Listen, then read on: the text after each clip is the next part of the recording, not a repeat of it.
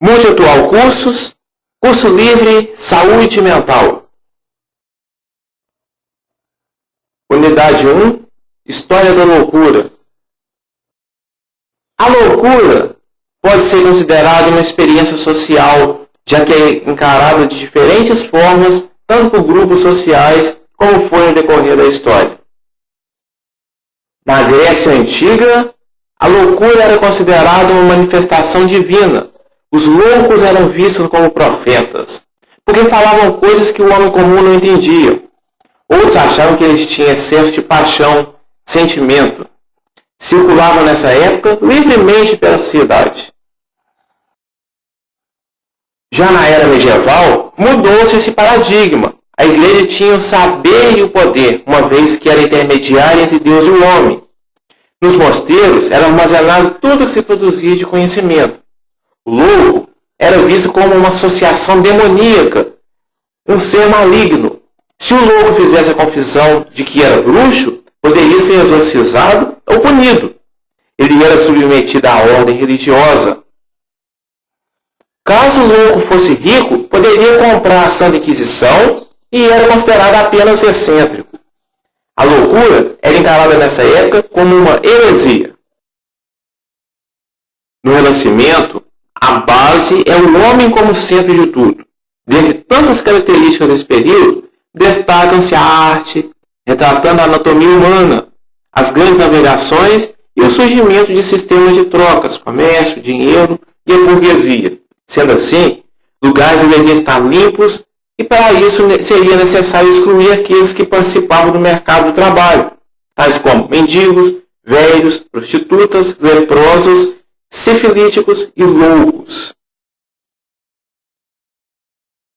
Foi instalado um verdadeiro projeto de limpeza nas cidades. A nau dos loucos foi a embarcação que levavam essas pessoas rejeitadas pela sociedade para ser deportadas para fora das cidades. Segundo a Organização Mundial da Saúde, a OMS, cerca de 450 milhões de pessoas no mundo padecem de enfermidades neuropsiquiátricas, transtornos mentais, neurobiológicos ou problemas psicossociais, como os relacionados a abuso de álcool, drogas, atingindo a prevalência pontual ao redor dos 10%. Além disso, aproximadamente 24% de todos os pacientes atendidos por profissionais de atenção primária têm um ou mais transtornos mentais. Com a antiguidade clássica até a era cristã, a loucura era vista sob alguns enfoques. O de Homero como um enfoque mitológico religioso, o de Eurípides como uma concepção profissional psicológica, e o de Hipócrates e Galeno como as disfunções somáticas. Na Idade Média, iniciou-se a predominância da loucura como possessão diabólica, feita por iniciativa própria ou a pedido de alguma bruxa. Havia duas possibilidades de possessão, sendo a primeira o alojamento do diabo no corpo da pessoa e a segunda a obsessão, no qual o demônio altera as percepções e emoções da pessoa. Com o passar do tempo, o enfoque diabólico foi descartado, prevalecendo a influência de Hipócrates e sua teoria patológica, no qual o delírio era a marca da insanidade, sendo as perturbações intelectuais a condição principal para o diagnóstico da loucura. Pinel trouxe o diagnóstico implicado na observância prolongada, rigorosa e sistemática das transformações biológicas, mentais e sociais do paciente, que eram realizadas dentro do manicômio, que passou da condição de asilo, onde se abriga, para a condição de cura e tratamento. Aí, o manicômio passou dessa instituição onde apenas abrigava o doente, o louco, entre aspas, para um lugar de cura, de tratamento, um hospital. Mas apesar da rápida repercussão na Europa, a doutrina de Pinel foi logo ofuscada pelo emprego inadequado do tratamento.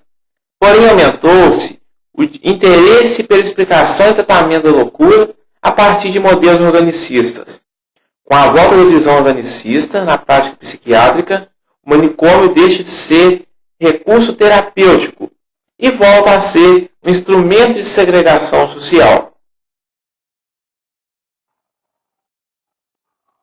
Desse modo, podemos perceber a partir do histórico da loucura as diferentes funções do manicômio.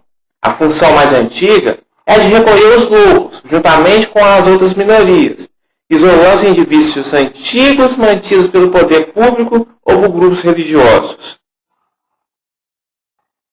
Em seguida, surgiram as instituições hospitalares, com o objetivo de realizar tratamento médico, porém os funcionários responsáveis não tinham a mínima formação médica, muitas vezes eram religiosos.